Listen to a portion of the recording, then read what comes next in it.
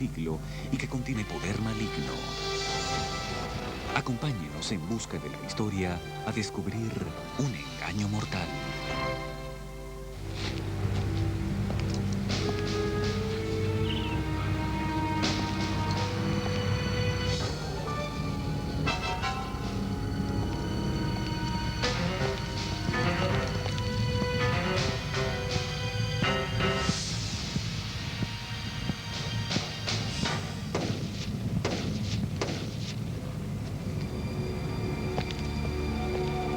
Enero de 1922.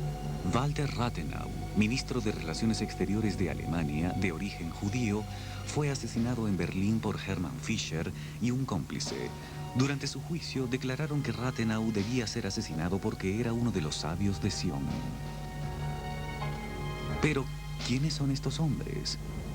Según este libro, los sabios de Sion son un grupo selecto de líderes judíos cuyo propósito es dominar al mundo mediante el control de las almas, las mentes y el dinero de los gentiles. El libro contiene citas textuales de estos líderes. Debemos crear revueltas, discordia y hostilidad en toda Europa y en los demás continentes. Pero debemos convencer a los no judíos para que nos acepten como sus benefactores y los salvadores de la humanidad. Estas son palabras textuales de un misterioso libro que comenzó a circular clandestinamente en Rusia en 1897, titulado Los protocolos de los antiguos eruditos de Sion. Tanto el autor como el origen continúan siendo un misterio. Los protocolos, como se conoce comúnmente al libro, contienen las minutas de las reuniones secretas organizadas por un grupo de líderes judíos denominados los sabios de Sion. A través de las minutas, los lectores pueden inferir que el objetivo es infiltrarse en todos los rincones de la sociedad para luego conquistar el mundo. The protocols of the Elders of Zion purport to be the verbatim, word-for-word record of 24 speeches that were delivered by the so-called chief sage of Zion to a secret meeting that took place in Switzerland in 1897. They describe a very terrifying conspiracy to take over the world, to destroy particularly Christian nations, and to build upon the ruins a Jewish empire ruled by a Jewish despot. Desde el momento de su publicación, los protocolos se propagó como un virus incurable por todo el continente europeo. El ministro de Relaciones Exteriores de Alemania, Walter Rathenau, es solo una de las millones de inocentes víctimas del engaño mortal, porque todo lo que contiene el libro es falso. No existe ningún grupo llamado los Sabios de Sion, las reuniones nunca se realizaron y las minutas son pura invención.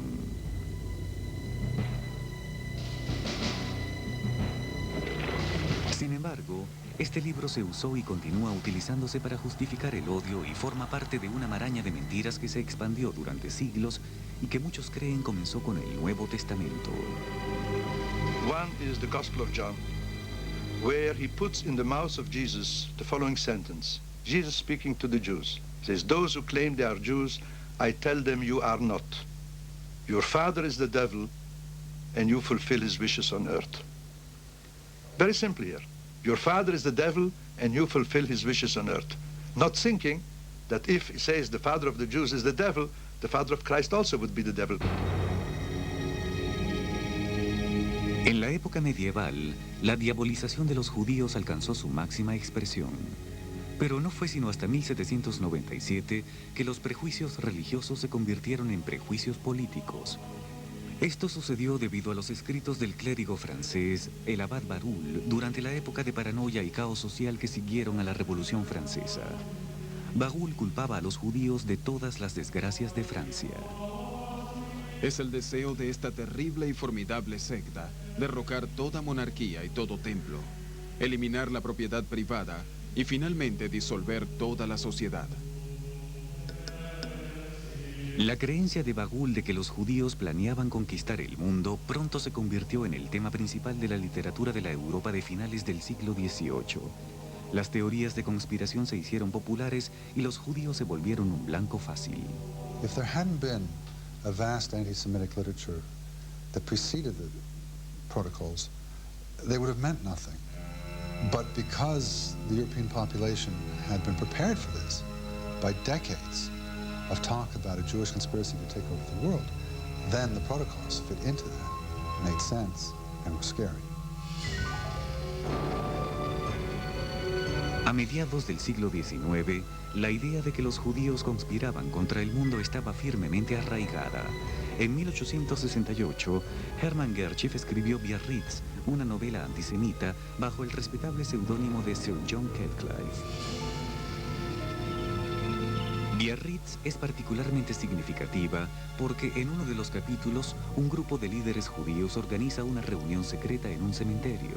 30 años después, la misma situación se repite exactamente en otro libro, Los protocolos de los sabios de Sion, pero esta vez no se considera como un relato de ficción, sino como un hecho real. The protocols had a particular impact because they were alleged to be a first-hand document. There was not a report about something, it was the actual something itself. And because it was understood to be this first-hand report, it had far more of an impact than would otherwise have been the case. El estilo y el lenguaje utilizados en los protocolos eran muy parecidos a las minutas de las reuniones reales del siglo XIX. Asimismo, se señalaron los 24 pasos de los judíos para conquistar el mundo. Incluso se logró convencer a los expertos que analizaron el documento de la veracidad del libro. Debemos comenzar por establecer enormes monopolios, reservorios de colosales riquezas de los que dependerían incluso las grandes fortunas de los no judíos, a tal punto que caerían al día siguiente de la revolución política. It was phenomenal. It turned people's heads. There's report after report of people saying, I didn't know that this sort of thing was taking place. It was very powerful. Además de su apariencia real, los protocolos también mencionaban nombres ficticios, pero algunos de los nombres del documento pertenecían a auténticos líderes judíos. En el libro, Theodor Herzl es señalado como el líder supremo del grupo Los Sabios de Sion. Este fue sin duda un ingenioso engaño mortal, porque el mismo año en que se publicó los protocolos, el verdadero Herzl fue enviado a Suiza para liderar el primer Congreso Mundial Judío. He is the chief sage, which would make sense, of course, since the protocols are supposedly were delivered at the Basel Congress, the first Zionist Congress. Los protocolos es tan poderoso que aun cuando se demostró al menos en 10 ocasiones a lo largo de sus 100 años de historia que es una obra ficticia, muchos de los lectores todavía creen que es real y por tanto que su contenido es cierto. ¿Quién pudo haber creado tan poderoso engaño? ¿Con qué propósito? La respuesta está llena de enigmas y ambigüedades y se remonta a un deseo: influenciar al zar Nicolás II de Rusia. Lo veremos cuando continuemos en busca de la historia. Para entender el cómo y el porqué de la creación de los protocolos de los sabios de Sion, es necesario saber que en 1897, fecha en que apareció el documento ficticio, Rusia estaba en la víspera de su revolución. It was an age of crisis. In times of crisis, people need some sort of explanation for what's going on. And that's, of course, one of the things about the Jewish world conspiracies, that nothing that's going on in the modern world cannot be explained by the sinister nature of what the Jews are up to. En el gobierno, el zar Nicolás II se encontraba en medio de dos facciones opuestas: los reformistas liberales, que deseaban establecer diálogos políticos con los bolcheviques, líderes de la revolución, y la derecha conservadora, que se oponía rotundamente y por lo que organizó una campaña secreta para desacreditar a los liberales. Puesto que muchos de los ministros liberales y sus contrapartes bolcheviques eran judíos o tenían intereses comerciales con los judíos, la creación de los protocolos proporcionó una conveniente pero imaginaria razón para temer a los de la izquierda. It was never meant to be harmless. It always had a political purpose, and I think a destructive political purpose in almost every case. Perhaps at the origins, the very origins, it had nothing more to it than an attempt to influence the sort of minor personnel decisions of the Tsar, Nicholas II, the weak-willed Nicholas II. Some have theorized that it was trying to put some spine into him, that he should come down hard on his enemies like the elders of Zion would if they were in his place. Nadie sabe con certeza, pero las evidencias circunstanciales sugieren que los protocolos de los sabios de Sion fue creado por la Okrona, la policía secreta rusa. Esta, a su vez, era controlada por una facción derechista, un grupo que tenía el deseo y la intención de crear invenciones persuasivas. The person overseeing it for the Russian Okhrana commissioned other such works to discredit political enemies or political threats. Esa persona era Piotr Ivanovich Rokossky, director de la Cancillería de la Okrona. Rokossky era el máximo inventor, pues entrenaba a sus agentes para que se infiltraran en las organizaciones y las destruyeran desde adentro. Y lo más interesante, Rokossky tenía fama de culpar a los judíos de todo. En 1892, bajo el seudónimo de Jean Préval, Rokossky publicó Anarquía y Nihilismo, un pequeño panfleto que esbozaba las mismas ideas que aparecían en los protocolos 5 años después. En 1897, mejoró la publicación original al eliminar el nombre del autor y hacer que el documento pareciese real. Luego lo diseminó entre un número de organizaciones conservadoras claves.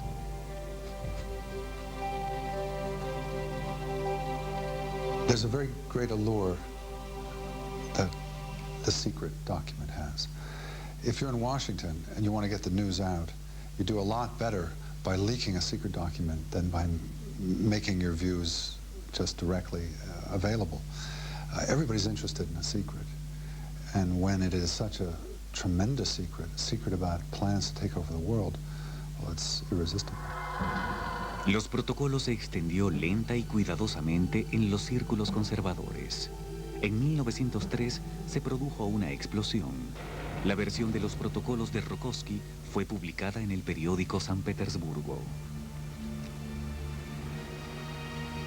El editor, Spaslochev Kuchovan, era un fervoroso fascista y antisemita, cuyos editoriales provocaron revueltas en la ciudad rusa de Kishinev. 45 judíos fueron asesinados y más de 13.000 viviendas y establecimientos judíos fueron destruidos. Tan pronto Kuchovan recibió el fraudulento escrito de los protocolos de los eruditos de Sion, lo publicó como si fuese un hecho verídico. El malvado genio había sido liberado de la botella. Socavaremos los medios de producción mediante la difusión de ideas anarquistas y el consumo del alcohol. Al mismo tiempo nos aseguraremos de la expulsión de las fuerzas intelectuales de los gentiles de la tierra. They were a confession that did not intend to be a confession. It was what the Jews never would have said in public. But among their own kind, they could make these claims. As a result, it had enormous persuasive effect if you were once willing to grant the fact that this far-fetched forgery was real. Asimismo, Kuchovan publicó una edición económica de los protocolos para distribuirla masivamente y se reunió con otros militantes antisemitas con el fin de formar la Unión del Pueblo Ruso, mejor conocida como los Centenares Negros, quienes iniciaron actos de terrorismo y asesinatos entre los judíos liberales y radicales. Con esta acción, Kuchovan obtuvo poder, fama y reconocimiento de aquellos que perseguían los mismos fines. Uno de estos hombres era el informante del zar. Sergei Niles era el tercer consejero de la corte del zar Nicolás y la zarina Alexandra y debía su puesto a su condición de celebridad. Niles era un místico cristiano, escritor del libro Lo Grande y lo Pequeño, un bestseller autobiográfico que relata su transformación de ateo de clase media a iluminado de Dios. Durante los primeros años del siglo XX, muchos místicos frecuentaban la corte de los Romanov, pero no eran más que sombras comparadas con la dominante presencia de Rasputín, el consejero espiritual personal y confidente de la zarina Alexandra. Sergei Niles estaba desesperado por ganar méritos, por lo que presentó los protocolos al zar como un documento verdadero. La publicación causó una profunda impresión en el zar. ¡Qué pensamientos más profundos! ¡Qué visión tan completa! 1905, controlada por los eruditos. No hay duda de la autenticidad de este documento. En 1905 se imprimió una versión de los protocolos en los talleres del Palacio Imperial. La Iglesia Ortodoxa de Moscú ordenó que se leyera durante los sermones. El 16 de octubre de 1905, devotos y 368 iglesias de todo Moscú oyeron la lectura de los protocolos recitada por sus sacerdotes. The fact that you have the protocols read in all kinds of Orthodox churches in Russia by their priests, they are integrating now the protocols of the Elders of Zion like if it would be any other text written in antiquity, like the Book of Revelation. Now we are in another time of crisis like that, and here is a document which has the validity, which proves what we have been saying over 1800 years, that the Jews are Antichrist people, the armies of Antichrist. El 8 de noviembre de 1905, 3 semanas después de que comenzaran los sermones, más de 1000 judíos habían sido masacrados en la ciudad rusa de Odessa, y ese era solo el comienzo de las atrocidades que se avecinaban. The reason I'm doing this is because of what I read here, and you have this coming. That is to say, people intelligent enough to read books and sometimes to write books, I think they find the protocols useful and informative and authentic. A medida que Rusia se aproximaba a la revolución, 10 años antes de la Primera Guerra Mundial, la política derechista finalmente triunfaba. Los protocolos de los sabios de Sion había logrado desacreditar a los partidarios de la izquierda. A partir de entonces, era políticamente correcto odiar a los judíos y acusar a los socialistas y a los comunistas de ser títeres de la conspiración judía contra el mundo. It's not surprising that the empirical evidence, that is, the Jewish-sounding names among the Bolshevik leadership, and there were many, Trotsky being the most famous of them, was proof that this was a Jewish conspiracy. And that is, incidentally, what made the protocols believable, I think, right up and through the Holocaust, and maybe beyond the Holocaust. That is to say, the association, the popular association of Jews with the left, and particularly with communism. It was somehow comforting for non-Jews, I guess, to think that this odious worldview, this godless and dangerous and aggressive ideology, was not Christian. El odio despertado por los protocolos estaba tan arraigado que cuando se informó que el documento era falso, nadie le prestó atención. El zar Nicolás II declaró: no se puede defender una causa valiéndose de métodos sucios, pero ya el daño estaba hecho. Cuando el gobierno ruso fue derrocado por los revolucionarios bolcheviques en 1917, la profecía ficticia de los protocolos pareció hacerse realidad. El 16 de julio de 1918, el zar y toda su familia fueron ejecutados por los bolcheviques. El legado de la familia real dio a los antisemitas aún más justificaciones para expandir el terror. Lo veremos cuando continuemos en busca de la historia. Tras el asesinato de la familia real rusa en 1918, se envió un funcionario a la escena del crimen para realizar una investigación. Entre las posesiones de la familia encontró solo 3 libros: la Biblia, La guerra y la paz de León Tolstoy y Lo grande y lo pequeño de Sergei Niles, que incluía un apéndice con los protocolos de los sabios de Sion. La conexión entre los protocolos y la ejecución de los Romanov se propagó como la pólvora entre los zares sobrevivientes pertenecientes a la derecha. When the protocols of the Elders of Zion come up at the passage from Tsarist to Bolshevik Russia, and all kinds of Tsarist and right-wingers are fleeing the country, and where do they go? They try to go in Europe, Germany, France, to these places. And it would not be astonishing that some carry in their luggage not only some souvenirs of their household, but also carry with them a Russian version of the protocols of the Elders of Zion, which for them is like a new gospel. Entre los cientos de partidarios de la monarquía que huyeron a Europa se encontraba Theodor Dimberg. Si los protocolos era una enfermedad, Dinberg era la fiebre tifoidea. En 1920, Dinberg se estableció en Berlín y entregó el documento a Gottfried Surbev, quien más tarde publicó la primera versión en alemán de los protocolos de los sabios de Sion. El libro se convirtió en un éxito de ventas y fue reimpreso 5 veces durante los primeros 2 años. And this is an age of crisis. The end of World War I, massive bloodshed, dynasties disappearing, forms of government changing, borders changing, manners, morals. All of these things were very upsetting to a lot of people. After the Bolshevik Revolution of 1917, the anti-Bolsheviks tended to look at the Bolsheviks as Jews, and that gave great credibility to the protocols when they were noted a few years later. This terrible revolution has been fomented by Jews as a step towards implementing their control of the world. Alemania, todavía afectada por los desastres de la Primera Guerra Mundial, fue fácilmente seducida por los falaces argumentos de que lo mismo que hicieron los judíos con Rusia, también podían hacerlo con Alemania. Los teutones constituyeron un blanco fácil, pues su literatura ya estaba cargada de ideas antisemitas que orientaban a los lectores a considerar a los judíos como una amenaza a la civilización.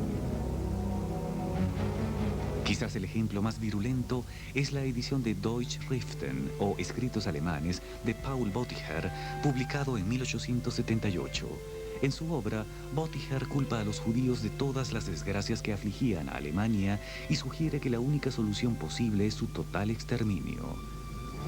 Fue así como el virus de los protocolos de los sabios de Sion infectó a este débil huésped. Y una vez que la enfermedad del odio a los judíos consumió a Alemania, se propagó con fuerza por toda Europa. El 8 de mayo de 1920 se publicaron largos fragmentos de los protocolos en un editorial del Times de Londres. Los editoriales utilizaban preguntas retóricas como ¿qué son estos protocolos? ¿Qué malévolos planes traman y qué ganan con su exposición? ¿Acaso al tensar cada una de las fibras de nuestras fuerzas nacionales saldremos de la paz germánica para caer en la paz judaica? That editorial had great importance. It legitimated the protocols. It meant these were not just the ravings of some protest movements in Germany, but that the august Times of London said, there's truth to this. Poco después de su publicación en el editorial del Times de Londres, Winston Churchill escribió un artículo en el periódico Sunday Herald. Desde los tiempos de Espartaco hasta los de Carlos Marx, las teorías de una conspiración mundial para acabar con la civilización y reconstruir la sociedad han aumentado cada vez más. Una semana después de su publicación en Londres, los protocolos de los sabios de Sion comenzó a circular por Estados Unidos, todo porque uno de los fervorosos antisemitas era uno de los grandes héroes estadounidenses, Henry Ford. Entre mayo y octubre de 1920, Ford escribió un artículo semanal sobre los protocolos. Pero no conforme con eso, distribuyó los artículos entre los conductores de todo el país.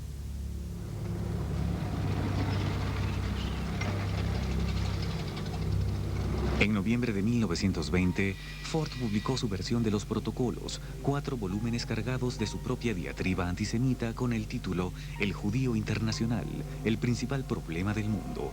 Solo en Estados Unidos se publicaron 500.000 de copias, y para su distribución en Europa, el mismo Ford financió la traducción de su obra a 16 idiomas. En respuesta a la pregunta del New York World de por qué publicaba los protocolos, Ford dijo: Porque el libro de los protocolos encaja en lo que está sucediendo, así como antes encajó en la situación del mundo, encaja ahora. He found an answer to many of the questions he had. Given his means and given his prestige, he was in a position to endorse it and make it available to a lot of people who otherwise wouldn't have seen it. This gave it a legitimacy in American life in the 1920s. It's not what Ford had to say, basically, but who he was that is really irrelevant here. This is a hugely successful, much admired man. And one did not have to read the Protocols of the Elders of Zion to say, well, if Henry Ford is backing it this way and losing money in the process, lost several $1 million publishing this, his 4-volume book, there must be something to it. La campaña de Ford a favor de la divulgación de los protocolos fue un fracaso en Estados Unidos. Los estadounidenses no creyeron la teoría de la conspiración mundial por parte de los judíos.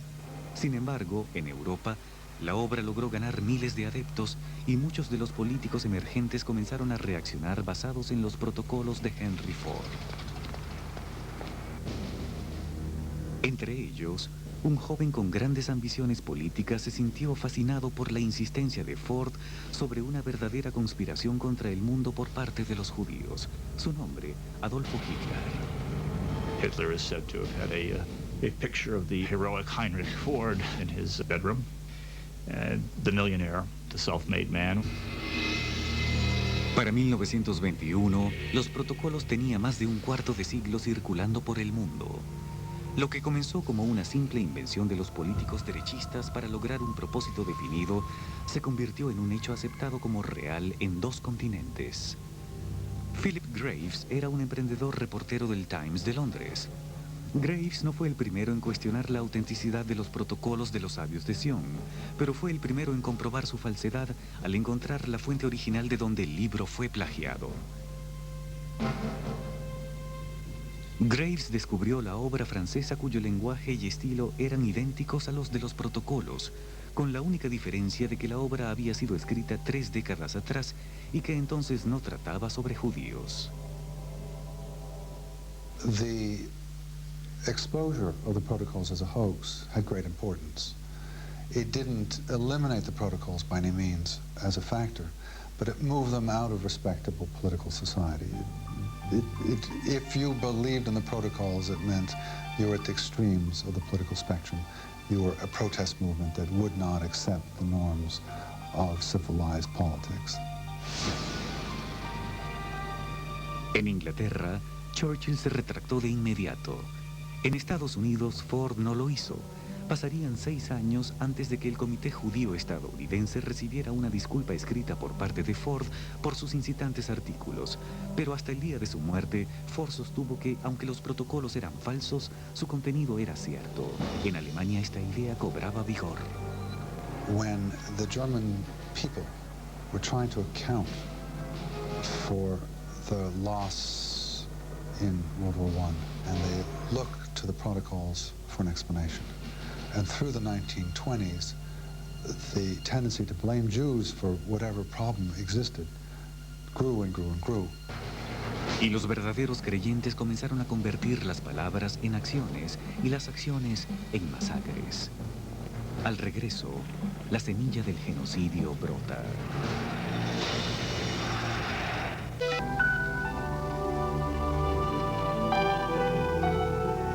En 1921, gracias a Philip Graves, reportero del periódico Times de Londres, la autenticidad de los protocolos fue desacreditada. Pero poco tiempo después, Walter Rathenau, ministro de Relaciones Exteriores de Alemania, fue avaliado a las afueras de su casa en Berlín. El motivo del asesinato está directamente vinculado con los creyentes de los protocolos. El juez que presidía el juicio le dijo a uno de los asesinos de Rathenau: Este asesinato fue impulsado por el irresponsable y fanático antisemitismo provocado por el libro de los protocolos de los eruditos de Sion. Esperemos que la muerte de Rathenau ayude a purificar el aire infectado de Alemania.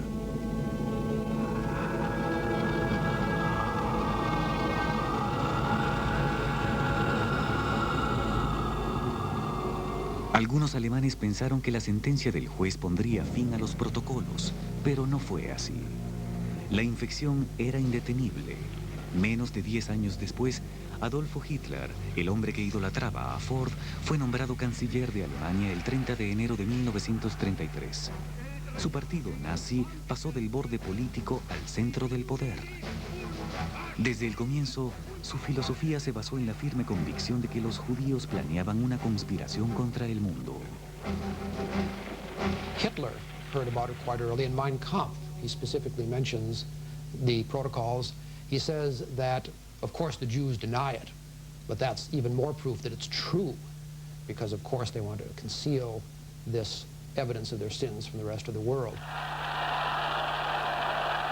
En su libro Mein Kampf, Mi lucha, Hitler declaró: Si los judíos, con la ayuda de su catequismo mixto, triunfan sobre las personas del mundo, su corona será la muerte de la humanidad.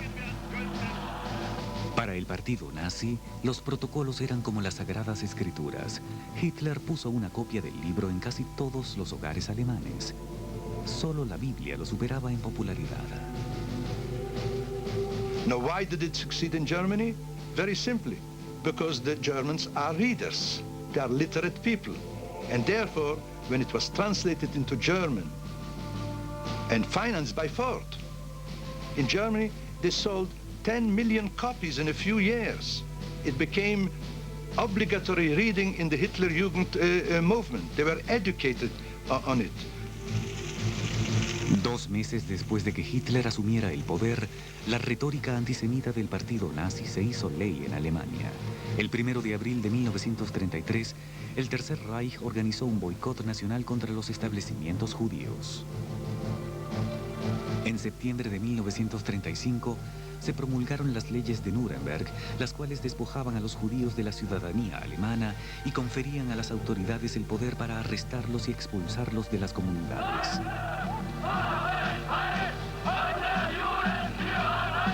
Y siempre se utilizaban los protocolos para justificar las flagrantes violaciones de los derechos humanos. Uno de los responsables de mantener los protocolos a la vista de todos fue Julius Streicher, un notorio antisemita y editor periodístico. Julius Streicher was one of the most unpleasant Nazis. Even his fellow Nazi brethren didn't like him very much. But Streicher had one very strong thing in his favor. He was one of Hitler's few close buddies, if you will. He'd gained that by merging his own political party with Hitler's in 1922, which at that time almost doubled the size of the Nazi movement. And it earned Hitler's lifelong gratitude. Streicher publicó Der Stürmer, un popular periódico político de tendencia derechista. Todas las semanas, 500.000 de lectores eran bombardeados con artículos sobre la conspiración mundial de los judíos. En octubre de 1938, a 5 años del plan maestro de los nazis, los mensajes de Der Stürmer comenzaron a incitar a los lectores a tomar acciones, eliminar a los judíos. Las bacterias, las sabandijas y los insectos no pueden ser tolerados. Por razones de higiene y salubridad debemos contrarrestarlos. Y la forma de hacerlo es mediante su completo exterminio. I'd say that the protocols had a very major impact in moving anti-Semitism from a protest movement to a movement of power. I would not say it was the only factor or that it wouldn't have happened without it, but it was certainly a significant element. La máquina propagandística de los nazis, dirigida por Joseph Goebbels, supo mantener firme el odio por los judíos. Quizás el ejemplo más notorio de antisemitismo fue la película El Eterno Judío, exhibida en 1940, basada en el contenido de los protocolos.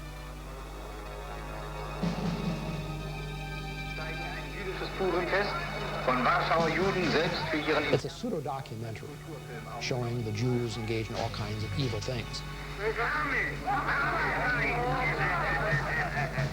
They never directly mention the protocols, but the line that Hitler takes in that film is very much influenced by the protocols. For example, it shows the Jews engaged in a sinister campaign to take over the world. They're compared to rats who spread around the world from their origins in Asia. It also does a great deal with the Jews and their financial power. The protocols suggest financially the Jews are going to control the world. The film, The Eternal Jew, spends a great deal of time doing exactly that. A medida que Hitler conquistaba Europa, los países comenzaron a sucumbir al poder del Tercer Reich. En 1941, la gran mayoría de la población judía de Europa estaba bajo el control de los nazis, dando origen a uno de los capítulos más oscuros de la historia de la humanidad. One historian said that Germans knew enough to know they didn't want to know any more. But of course that means you know something, and you've got to have a reason for not wanting to know any more. The protocols were one of those reasons. It was a warrant for closing one's eyes to what was going on. En octubre de 1943, Heinrich Himmler, el jefe de la SS de Hitler y el organizador de la solución final, ofreció una salida racional para el Holocausto.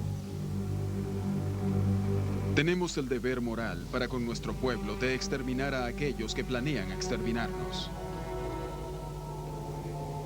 Al final de la guerra, más de 6 millones de judíos habían muerto. El horrible legado de un documento falso que infectó la moral del mundo. ¿Acaso los protocolos eran la justificación para el genocidio? I think the term warrant for genocide is an accurate one.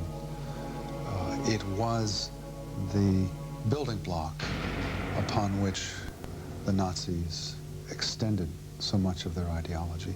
Now, mind you, the Nazis themselves didn't use the protocols originally. They had there was so much else in the literature. But when it came along and they became aware of it, they absorbed it and made good use of it. And it probably was, more than any other single document, the warrant, the justification for the Holocaust. Con la victoria de los aliados en Europa en 1945, Estados Unidos y el resto del mundo pudieron presenciar por primera vez las secuelas del antisemitismo. Cuando continuemos en busca de la historia, ¿pondrá fin de una vez y para siempre la muerte de Hitler y la de más de un tercio de la población judía mundial a la creencia de la conspiración judía?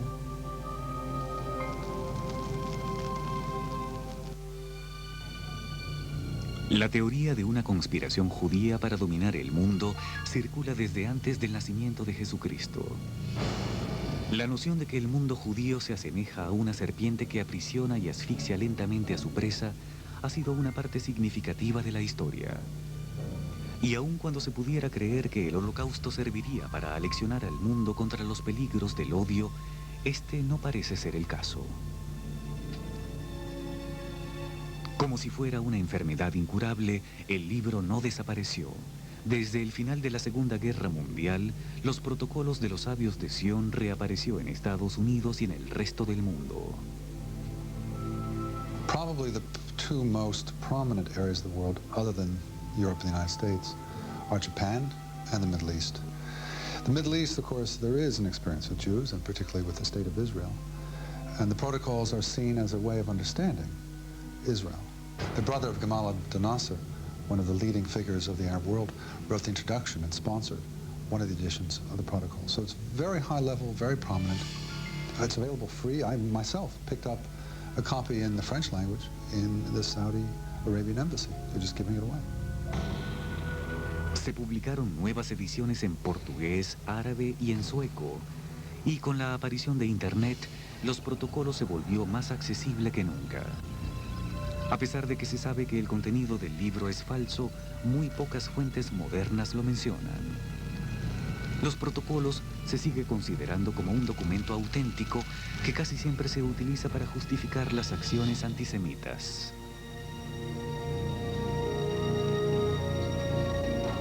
En 1990 surgió una controversia en Los Ángeles sobre el porqué de la venta de los protocolos y de otro tipo de literatura antisemita en uno de los puestos de la Feria del Libro de la ciudad. Zev Yaroslavsky, miembro de la Junta de Supervisores de Los Ángeles, protestó por la presencia de estos libros en la feria. You've got purveyors of hate out there who will use this as a vehicle to perpetrate their own hateful philosophies. So as long as they're around, we have to counteract it through education, through teaching our kids, and just make it as common knowledge that it's a hoax as they are trying to make it common knowledge that the Jews are an international conspiracy trying to rip everybody off. En 1990, Nomal, un periódico de la Universidad de Los Ángeles dirigido a estudiantes de color, publicó un artículo en el que defendía el derecho a la venta de los protocolos, apoyándose en la primera enmienda de la Constitución de Estados Unidos, pero jamás mencionó el hecho de que el documento era falso. El artículo se limitaba a decir: muchos han tratado de condenar el libro y de prohibirlo basados en acciones antisemitas del pasado, pero eso no ha servido de nada. El hecho es que los protocolos nunca ha sido refutado. Pero la verdad es que los protocolos ha sido refutado una y otra. Solo tenían que revisar los libros de leyes de su biblioteca para encontrar las pruebas. Este es un informe del Congreso de 1964 que declara oficialmente a los protocolos como un documento histórico ficticio. False nonsense about people if you don't know those people. As a student at UCLA, as an undergraduate, I met a young woman from Long Island who was a colleague of mine in school who said I was the first Jew she met, and she was surprised that I did not have horns. She actually said she looked at my head to see where my horns were. This is 1968. De hecho, a Rusia, donde nació los protocolos, Le tomó casi un siglo declarar el libro como lo que realmente es. En 1993, una corte rusa sentenció que los protocolos de los sabios de Sion no era más que una farsa antisemita, pero ni siquiera esta histórica proclamación fue suficiente para detener el odio. You're wondering about whether the protocols could be stopped. The historical record says no. They keep on popping up everywhere. The oddest places, Japan, Kyrgyzstan, New Zealand, places that you don't think have a big so-called Jewish problem. Un buen ejemplo es la aparición de la Norwegian Resource Page. En 1998, este sitio en Internet comenzó a publicar las imaginarias minutas de una segunda reunión de los sabios de Sion, realizada en 1997, la fecha de su 100º aniversario. Estas falsas minutas son mucho más incitantes que las originales y terminan con esta supuesta cita textual de uno de los nuevos sabios. Finalmente veremos el final de la raza blanca. Las impresionables mentes de los niños blancos serán moldeadas para convertirlos en agentes de su propia destrucción. De nuevo se omitió completamente que esto solo era ficción. La habilidad de los protocolos de los sabios de Sion para encontrar creyentes en todo el mundo es un agudo recordatorio del peligro latente. Solo si examinamos las históricas raíces de estas infecciosas creencias y dejamos al descubierto los monstruosos medios por los cuales se extiende, podremos detener el odio a través de la verdad. Este es nuestro objetivo cuando vamos en busca de la historia.